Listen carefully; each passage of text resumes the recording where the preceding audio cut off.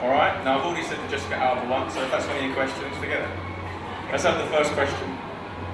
You're in the queue for the question? Oh, interesting. Hello. Hello. Out of the two Fantastic Four films which you made, like the first one and Rise of the Silver Surfer, which one of them you enjoyed the most? I think when we came to the first one, it was slightly overwhelming. We didn't quite know what we were facing or how it would turn out. So we were sort of figuring each other out as actors and as characters, and we were figuring out the sort of the feel of the movie. So when we came to the second one, which I think I enjoyed more, we hit the ground running. We knew who we were. We knew that there was an audience out there. People loved the first one. So we had a responsibility in the second one, and I think we really relished and enjoyed that a little bit more than the first one. The first one was a little bit more daunting. Thank you. Thank you.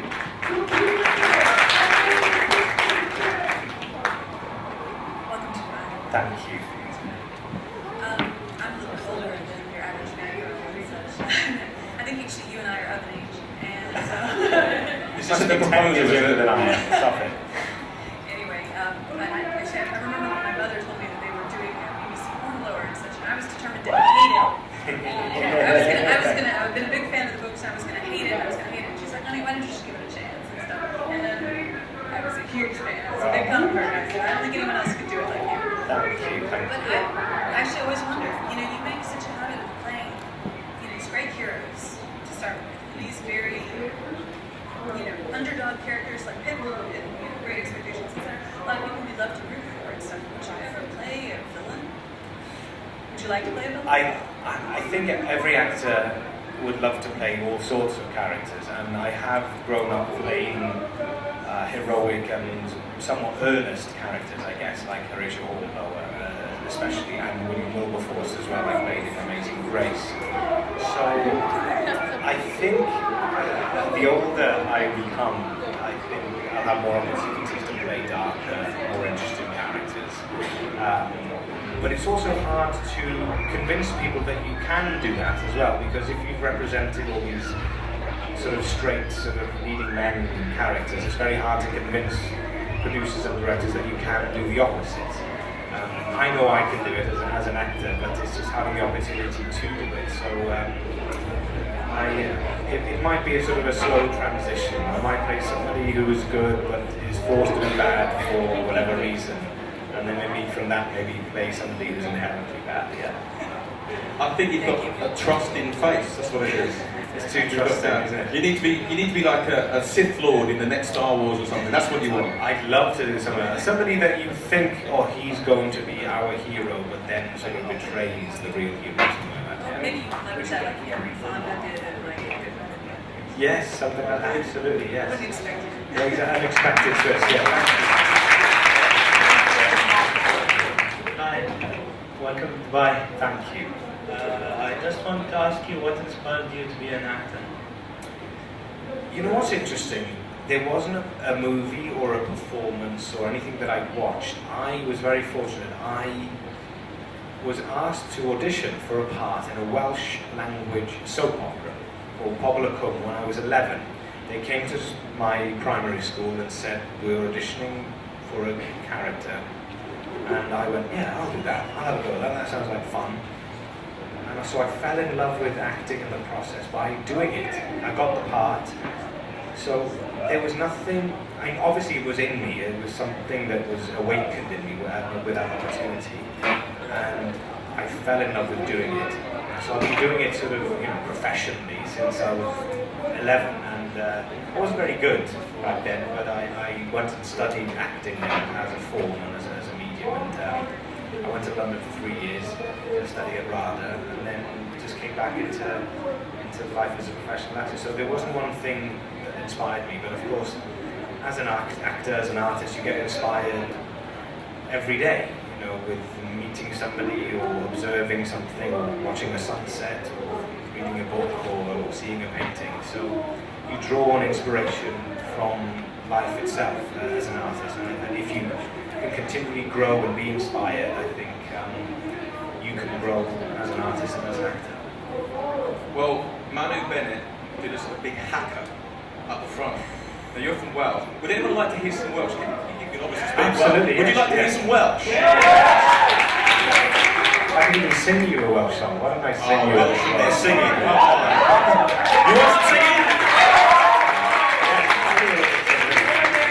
Okay, I'm gonna sing a little Welsh love song. So I hope I don't bring the atmosphere down. But I'll just, okay.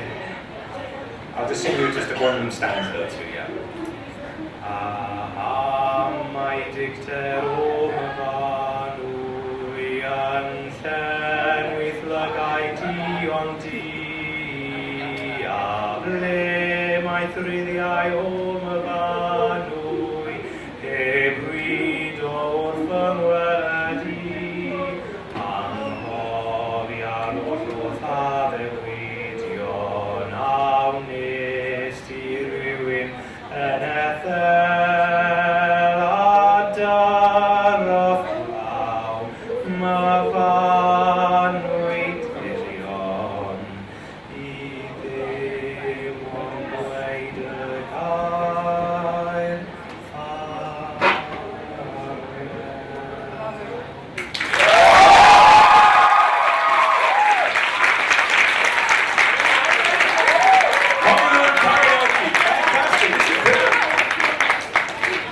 Are you gonna go into the music business?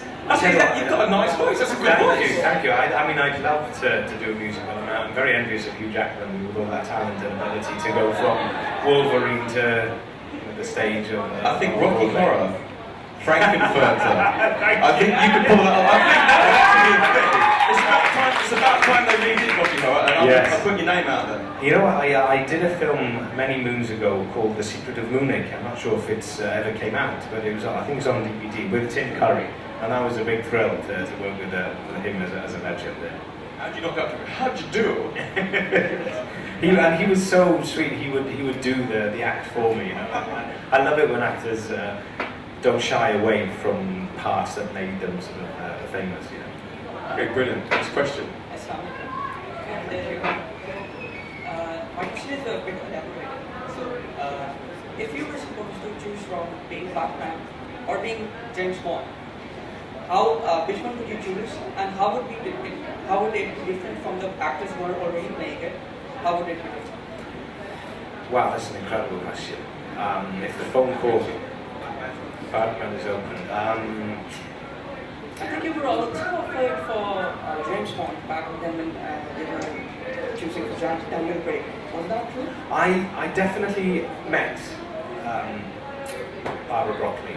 But I had just signed to do the Fantastic Four, so it was impossible for them to even pursue me. But I think Daniel was already in the back of their minds because I think they wanted to take the Bond franchise to a whole other direction. I guess the Bourne supremacy and all the Bourne movies were such a great success that they wanted to bring him up to the moment. And what I love about Daniel is he's such a tremendous actor. He also brought such a manliness and masculinity to the character that you really believe that he trained as a killer. I'm afraid if I were to play him, I think I'd want to go back and put a bit of a touch of Roger Moore into the character, you know, there's a lightness to it. They still have those elements in the movies, but it's very hard to go from such a serious character to those light moments in the current sort of Bond franchise. So I'd love to take him back to that sort of world. But so I think I'd have to choose Bond over Batman. On that note, who was the best Bond in your mind? I'm not asking you, I'm asking him. It's interesting. I think Bond is generational. So I fell in love with Roger Moore because I was my generation. Although I have had the pleasure of spending a few fantastic hours with Sean Connery. I mean, it was an absolute legend. I mean, whoever represents the character first, I guess, has props on the character, and will always be compared to that. And he has a combination of the sex appeal, the masculinity, the charm, and he's such a wonderful actor. So everybody will be compared to him. But I think Bond is generational, and more was my generation. Yes, thank you very much. Yes. Okay, next one. Good afternoon. Hello. I was wondering, was it difficult to film on the ships in Hornblower? On the first series of Hornblower, we were in the Ukraine. We filmed in Yalta, the Ukraine, on the Black Sea. And we shot for 12 weeks, 6 days a week, and we went sailing every day. So every morning we would arrive, we would get all our equipment onto the ship, and then we would sail out about 6 miles. So we could get a landscape that was untouched, and also that there wasn't any traffic, any modern traffic coming by to spoil the shots. So we were physically sailing every day for 12 weeks on the first series.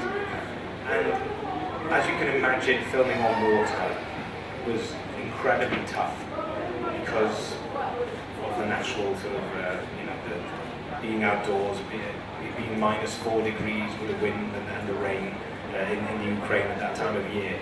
But interestingly enough, when we did the second series, we built a ship on a cliff top with 270 degrees of sea in the background.